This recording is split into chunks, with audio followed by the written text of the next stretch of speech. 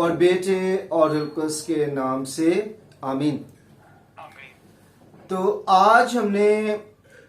एक ख़ास टॉपिक पे बात करनी है जो कि मत्ती रसूल की मार्फत अंजील में भी मौजूद है।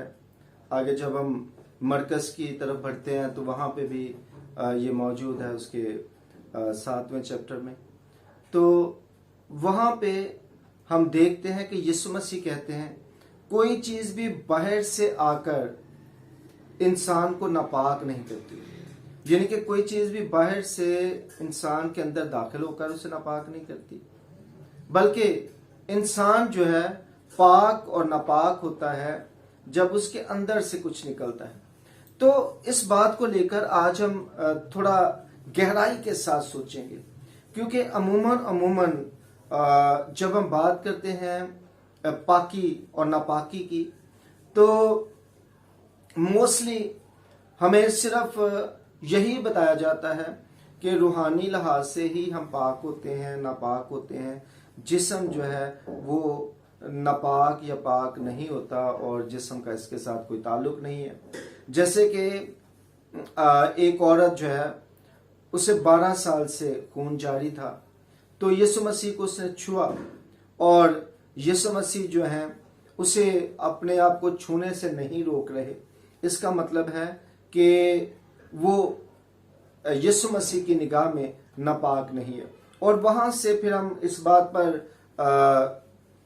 गौर करते हैं या इस बात को कबूल कर लेते हैं कि जिस्मानी जो नजासत है या जिस्मानी जो नापाकी है उसको यीशु मसीह ने मुकम्मल तौर पर ख़त्म कर दिया। और यीशु मसीह ने कहा कि ये जो जिस्मानी नापाकी है इसका कोई भी ताल्लुक नहीं है मसीहत के साथ। जबकि अगर हम गौर करें तो कुछ और है जिस पर हमें ध्यान देने की ज़रूरत है। प्रॉब्लम यहाँ पे ये है कि हम चूंकि प्रॉपर तरीके से चीज़ों पर ध्यान नहीं देते हैं, प्रॉपर तरीके से उन्हें अडॉप्ट नहीं करते हैं, और इस वजह से हम बहुत सी मुश्किलात का जो है वो सामना करते हैं। जैसे आजकल आपने देखा होगा कि लोग जो हैं वो सोचते हैं कि जी दुपट्टा लेना जो है ये तो पौलुस रसूल ने कहा, यीशु मसीह ने नहीं कहा। पौलुस रसूल ने वैसे कहा लोगों को कि ये लेना ज़रूरी है, ये अच्छी बात है, और अगर कोई औरत दुपट्टा नहीं लेती है तो अपने सर को भी मुंडाए और इस तरह से। तो लोग कई दफ़ा ये कहते हैं कि ये एक ख़ास वक्त के लिए पौलुस रसूल ने कहा, या पौलुस रसूल की इंटेंशन जो थी वो ये नहीं थी कि जी दुपट्टा लाजमी है। और यूं आज अब देखें बहुत से लोग हैं,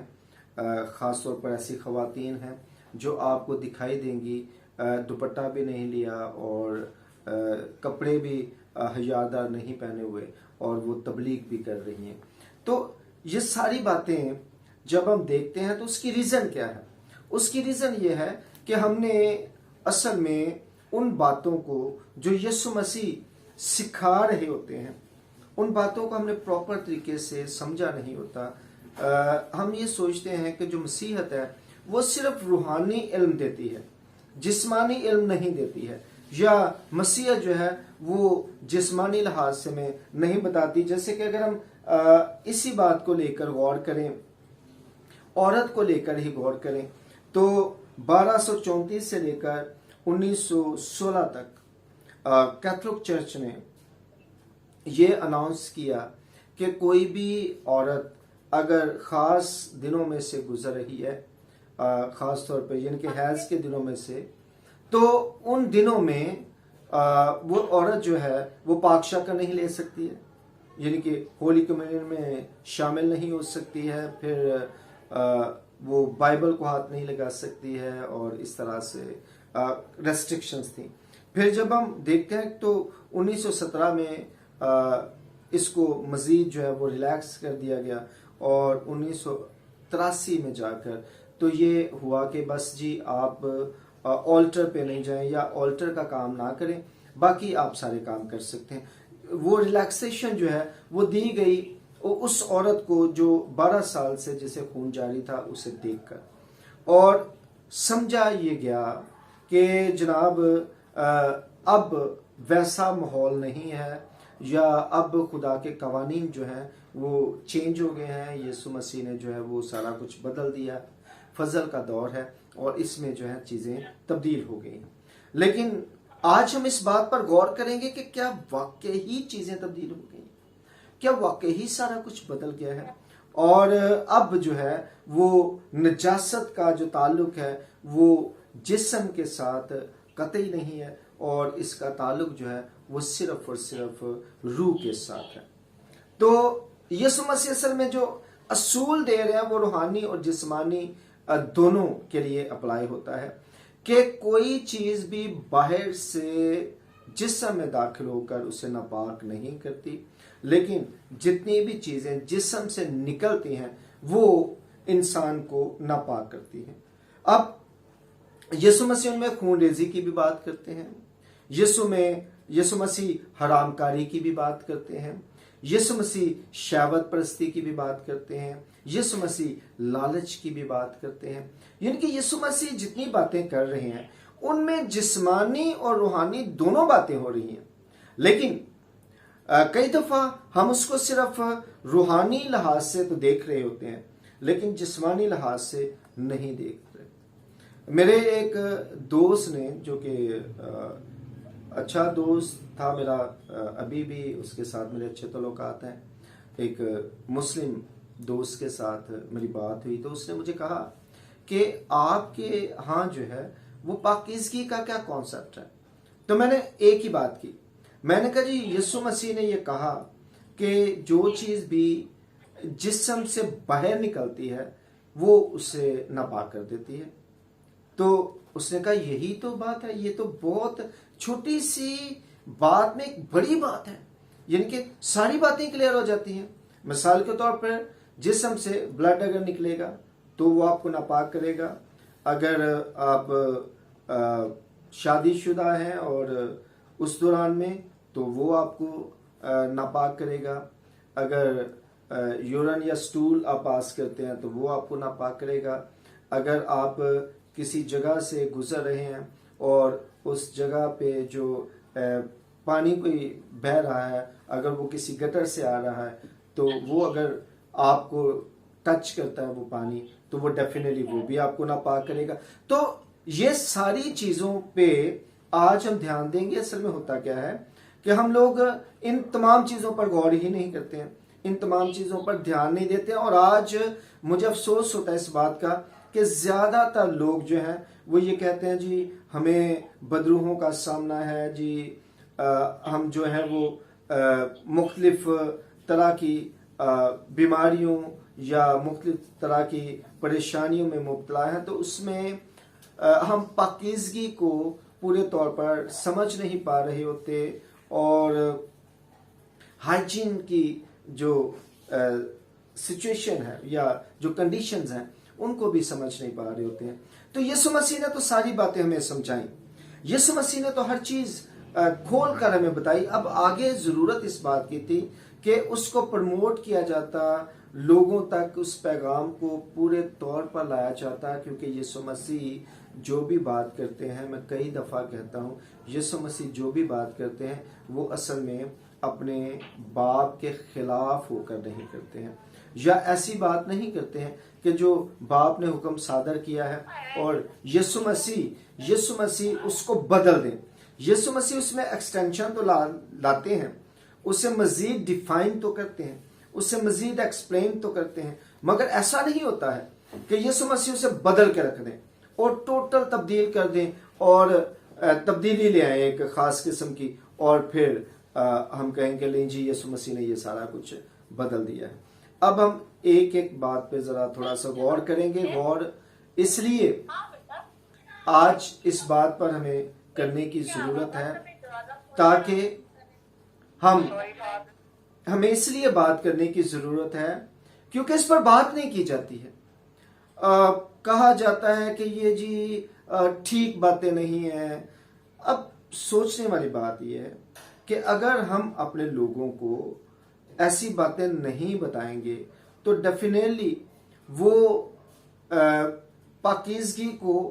उस लिहाज से नहीं देख पाएंगे और तरह तरह की बीमारियों और तरह तरह की मुसीबतों का वो शिकार होंगे। और ऐसा हो रहा है, लोग कई दफ़ा ला इल्मी की वजह से बहुत से मसाइल का शिकार हो जाते हैं। जैसे कि अगर हम हैज़ की बात करें, एक ख़ास वक्त जिसमें एक औरत जो है उसको ब्लड आता है, तो ये जो दुरानिया है जो 5 to 7 days रह सकता है, तो इस दौरान में जिस्म से बाहर निकल रहा है ब्लड। तो यीशु मसीह ने एक असूल बताया हुआ है कि जो भी चीज़ जिस्म से बाहर निकलती है वो इंसान को नापाक करती है। तो इसका मतलब है डेफिनेटली हमें ये समझने की ज़रूरत है कि उस दौरान में एक खातून जो है वो नापाक होगी। हाँ, इतनी रिलैक्सेशन ज़रूर है कि वो दुआ कर सकती है, लेकिन जैसे कि मैंने बताया कि 1983 में भी ये लॉ रहा, अब तक ये कानून मौजूद है कि जनाब आप ऑल्टर पर नहीं जा सकते या ऑल्टर के काम जो है वो नहीं कर सकते, ये तो अभी भी मौजूद है। तो अगर आप ऑल्टर पे नहीं जा सकते हैं या ऑल्टर के काम नहीं कर सकते हैं, तो इसका मतलब है अब बाकी चीज़ों को भी फिर देखना पड़ेगा, क्योंकि कुछ जो चर्चेज हैं जैसे ऑर्थोडॉक्स हो गया, इस तरह के जो चर्चेज हैं वो तो आज भी जो है वो इस पर पूरे तौर पर कायम है, वो इस बात को समझते हैं या इस बात पर फोकस करते हैं। कई दफ़ा हम थोड़ा सा दूसरों को देखकर सोचते हैं कि ऐसी बातें लोग करते हैं या इस तरह से कर रहे हैं या ख़वातीन का दबाव है, तो फिर हम कुछ चीज़ों को जो है वो रिलैक्स कर देते हैं, जबकि ऐसा नहीं है। होना ऐसा नहीं चाहिए। होना ये चाहिए कि जो कानून है वो कानून है और उस कानून पर फिर सबको कारबंद होने की ज़रूरत है, उसको मानने की ज़रूरत है, उसको अडॉप्ट करने की ज़रूरत है, उस पर चलने की ज़रूरत है। तो अब क्या है कि यीशु मसीह ने ये बात बताई कि जो चीज़ भी जिस्म से बाहर निकलेगी वो इंसान को नापाक करेगी। इसको जोड़ लिया जाता है 12 साल से जो एक खून जारी है एक औरत में, एक औरत को बीमारी है और पिछले 12 साल से वो इस बीमारी के साथ लड़ रही है, हकीमों के पास जा रही है और बड़ा पैसा उसने लगा दिया है, बहुत कुछ ज़ाया कर दिया है, और उसके बाद ये सारा कुछ करने के बाद वो यीशु मसीह की पोशाक को छूती है, और जब यीशु मसीह की पोशाक को छूती है तो वो शिफा पा जाती है। तो माना यह जाता है कि यीशु मसीह ने उसे अपने करीब आने दिया, और चूंकि वो यीशु मसीह को छू सकती है उस दौरान में, तो इस वजह से हम लोग जो है ये नतीजा अक्स कर लेते हैं कि अब जो है वो ये नापाकी की हालत नहीं है। पहली बात तो ये है कि वहां पे बात हो रही है बीमारी की, वहां पे बात हो रही है कुछ और। बीमारी की हालत में आप चाहे कोढ़ी हो, आप चाहे कुछ भी हो, किसी भी बीमारी में मुब्तला हो, यीशु मसीह जो है वो शिफा देने के लिए तैयार है। वो अपने आप को पेश करते हैं कि मैं आपका शाफी हूं और मैं आपको शिफा देने के लिए तैयार हूं। इसका ताल्लुक इसके साथ नहीं जोड़ा जा सकता है। अगर हम इसका ताल्लुक इसके साथ जोड़ते हैं तो इसका मतलब है कि हम थोड़ा सा ट्रैक से हट गए हैं, कि वहां पे एक बीमारी की बात हो रही है और यहाँ पे एक नॉर्मल लाइफ की बात हो रही है। बीमारी की हालत में और मामलात होते हैं और नॉर्मल हालत में मामलात बदल जाते हैं। जैसे कि बीमारी की हालत में आप जो है वो लेटे हुए बेशक इबादत करें,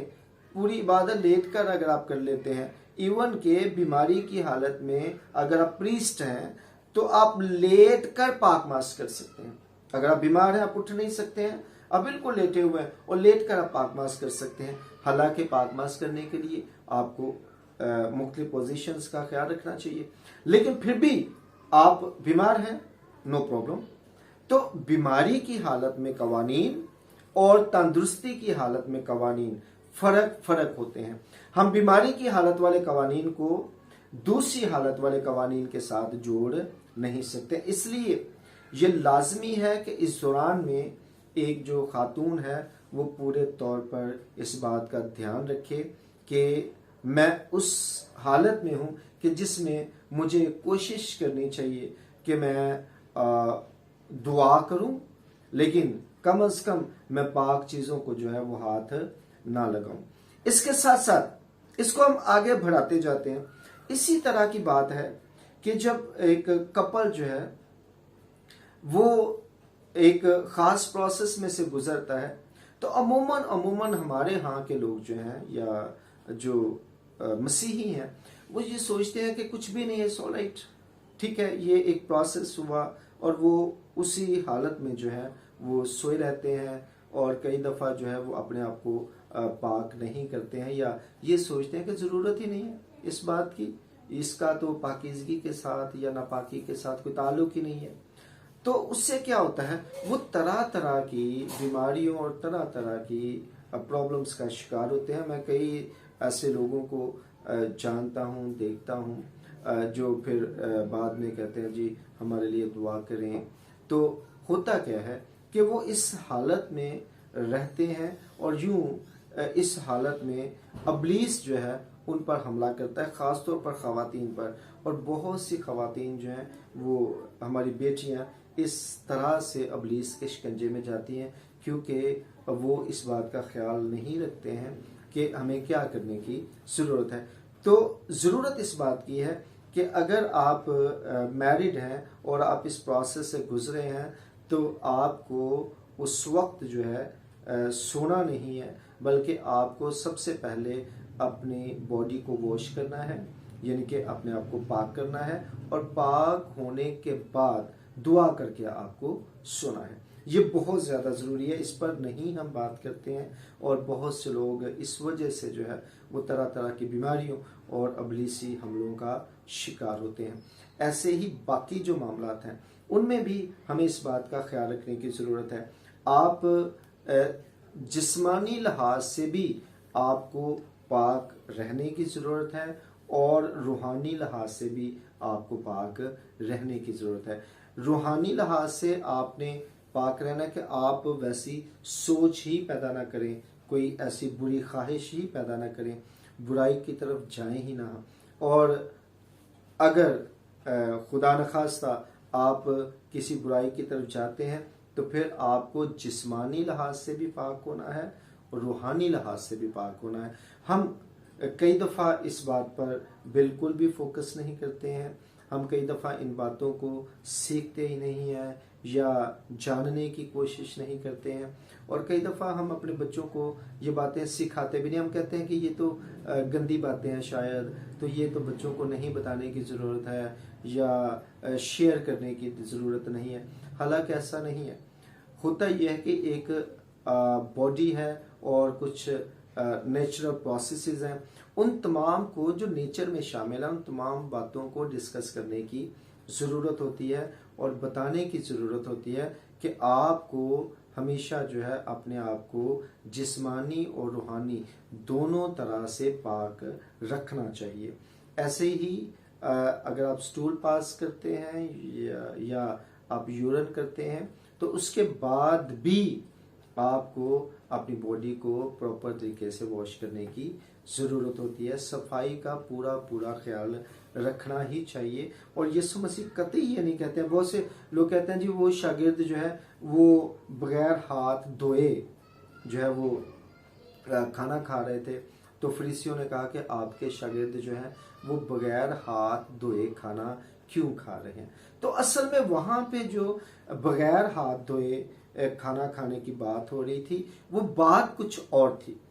बात ये थी कि यहूदियों का यानी कि फरीसियों का खास तौर पर यह कॉन्सेप्ट था कि जो शख्स भी बाहर से आता है, घर में दाखिल होता है, यानी कि बाजार जाता है या कहीं और जाता है, तो एक खास किस्म की बदरू है जिसका नाम है शिबता। अब जो शिबता की बदरू है वो हाथों पर लग जाती है, वो आकर आपके हाथों को नापाक करती है, यानी कि आपके हाथों पर जो ही वो लगती है, तो जब तक आप अपने हाथों को पानी से धो नहीं लेते हैं यानी वजू नहीं कर लेते हैं, तब तक वो शिबता की बदरू जो है वो पाक नहीं होती, यानी जाती नहीं है। तो इस तरह से आप नापाक होते हैं, आपके हाथ जो है वो नापाक होते हैं। तो वो जो ही घर आते थे तो जो उन्होंने पानी रखा होता था पाक पानी, उस पाक पानी से वो अपने हाथों को अपने पाँव को धो लेते थे, अपने सर का मसा कर लेते थे और यूँ उसके बाद जो है वो खाना खाते थे। तो उन्होंने यीशु मसीह से कहा कि भाई आपके शागिर्द ऐसा क्यों नहीं करते हैं। तो यीशु मसीह असल में उन्हें ये बता रहे थे कि ऐसा होता ही नहीं है, ये बदरूहें नहीं लगती हैं हाथों पर और ना ही वो खाने के ज़रिए से, क्योंकि उनका कॉन्सेप्ट था कि वो बदरूह जो ही आप खाना खाते हैं तो आपके चूँकि हाथ पे लगी होती है तो वो बदरूह जो है वो उस खाने के साथ मिलकर आपकी बॉडी में, यानी कि उस खाने को नापाक कर देती है और यूं आप नापाक खाना जो है वो खा लेते हैं। तो यीशु मसीह असल में वहाँ पे जो बात कर रहे हैं, वहाँ पे यीशु मसीह उन्हें ये समझा रहे हैं कि ऐसा कुछ भी नहीं होता है कि ये बदरूहें नहीं लगती हैं। वहाँ पे यीशु मसीह वो वाली पाकी नापाकी की बात नहीं कर रहे हैं जो आज हम बात कर रहे हैं। तो वहाँ से भी लोग जो है वो गलत कॉन्सेप्ट अपनी ज़िंदगी में ले आते हैं कि शायद यीशु मसीह कहते हैं जी हाथ नहीं धोने चाहिए, पाँव नहीं धोने चाहिए, जिस्म को साफ नहीं रखना चाहिए। शायद यीशु मसीह ऐसा कुछ कह रहे हैं। यीशु मसीह ऐसा कुछ नहीं कह रहे। यीशु मसीह उनके कॉन्सेप्ट को जो है वो गलत साबित कर रहे हैं। उन्हें बता रहे हैं कि ऐसे बदरूहें बॉडी में दाखिल नहीं होती हैं। असल में आपके जो हाथ हैं उन पे बाहर जब जाएंगे तो बदरूहें थोड़ी लग जाएंगी, ऐसा नहीं होता है। आप अगर वैसे कोई डस्ट वगैरह नहीं लगी है, कुछ भी नहीं है तो ठीक है, बदरूहें ऐसे नहीं लगती हैं। बदरूहें उस सूरत में लगती हैं जब आप रूहानी तौर पर जो है वो नापाक होते हैं और जिस्मानी लिहाज से भी आप नापाक होते हैं। तो जब आप नापाक होंगे जिस्मानी या रूहानी लिहाज से तो फिर बदरूहें आप पे लगेंगी। अगर आप नापाक नहीं हैं और आप बाहर गए हैं और बाहर से वापस आए हैं तो हाथ आप धोएं, उसमें कोई फ़र्क नहीं पड़ता। लेकिन बात यह वो अच्छी बात है, लेकिन अगर आप इस लिहाज से करें कि अब हमारे साथ कोई बदरूह आ गई है साथ, तो ऐसा नहीं है। वो तब आपके साथ आ सकती है जब आप नापाकी की हालत में हैं, क्योंकि जो ही आप नापाकी की हालत में हैं तो जो बदरूह है वो नापाक जगहों पर रहती है। बदरूहें जो है, जो बद रूह है, वो डेफिनेटली वहाँ पे होगी जहाँ पे बदी है, वहाँ पे होगी जहाँ पे नापाकी है। तो जहाँ पे भी नापाकी मौजूद होती है, वो जिस्मानी लिहाज से हो, वो रूहानी लिहाज से हो, वहाँ पे बदरूह ज़रूर होगी, यानी कि नापाक रूह उस जगह पे ज़रूर जाएगी, क्योंकि उसका काम ही नापाक जगह पे जाना है। तो इसी वजह से हमें इस बात का ख्याल रखने की ज़रूरत है, यीशु मसीह की इस बात को समझने की ज़रूरत है, इस बात पर पूरा पूरा ध्यान और फोकस करने की ज़रूरत है कि हम किसी भी सूरत में ना रूहानी लिहाज से ना जिस्मानी लिहाज से नापाक रहें। ऐसा नहीं है कि हम अगर किसी प्रोसेस में से गुजरते हैं, पूरी रात हम इसी तरह से सो गए हैं जी, सुबह उठे हैं जी, और सुबह उठ के भी हमने नाश्ता भी कर लिया है, या हम बिल्कुल बॉदर ही नहीं कर रहे हैं ऐसी बात। हालांकि ऐसा नहीं है। हमें इस बात को पूरे तौर पर जो है वो अपनी ज़िंदगी में रखना है। इससे हम बहुत सी, ना सिर्फ हम बीमारियों से बचेंगे बल्कि खुदा की बरकतें हमें कसरत के साथ हम पर नाज़िल होंगी, क्योंकि खुदा तो चाहता ही नहीं है कि हम जिस्मानी या रूहानी किसी भी तरह से कमज़ोर हों या नापाक हों। खुदा तो चाहता है हम हर तरह से पाक रहें, और ये जो पाकीज़गी है इसको पूरे तौर पर अपनी ज़िंदगी में अपनाएं, क्योंकि जिसके साथ हमने मिलना है, जिसने हमारे अंदर रहना है, वो पाक है। तो पाक ज़ात को पाक मुकामों में ही रखा जा सकता है और वो पाक मुकामों में ही रहती है। और जहाँ पे नापाकी मौजूद है वहाँ पे डेफिनेटली पाक चीज़ नहीं आ सकती है। तो बहुत ज़्यादा ज़रूरी है आज के इस दौर में हम एजुकेट करें लोगों को, उन्हें ये बताएं कि आपको क्या करने की ज़रूरत है, कौन से अमल से गुज़र के क्या करेंगे आप, अगर आप इस हालत में हैं तो फिर आपको क्या करना चाहिए, और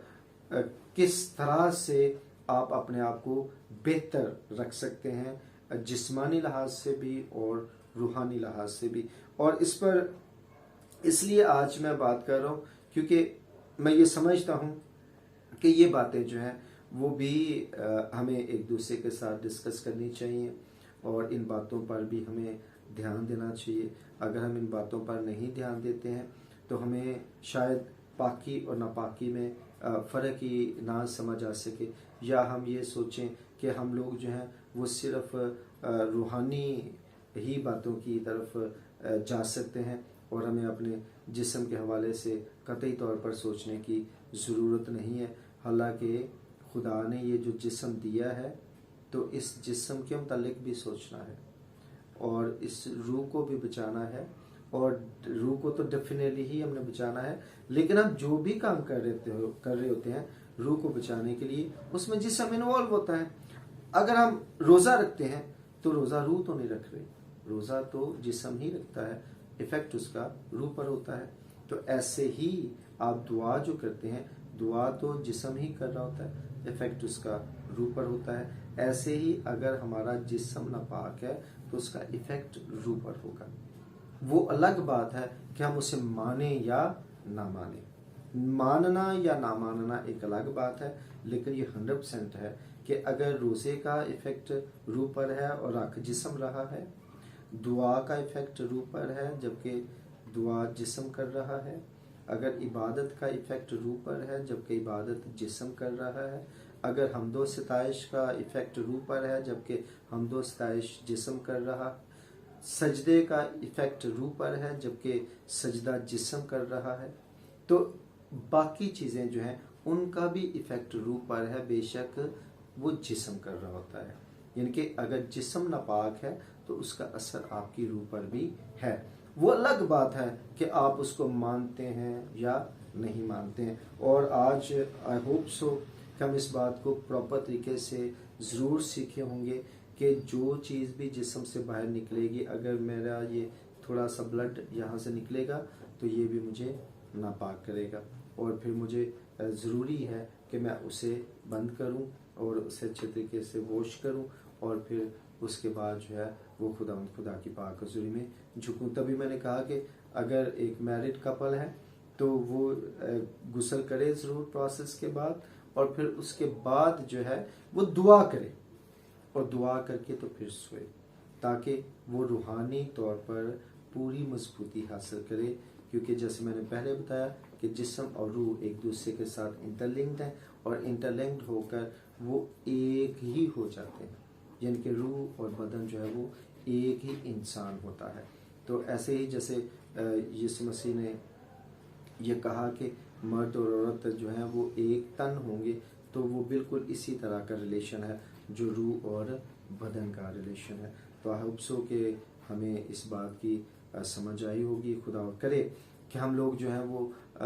जहाँ पे बाकी बातों पे गौर करते हैं वहाँ पे इन बातों पर भी गौर करें, ताकि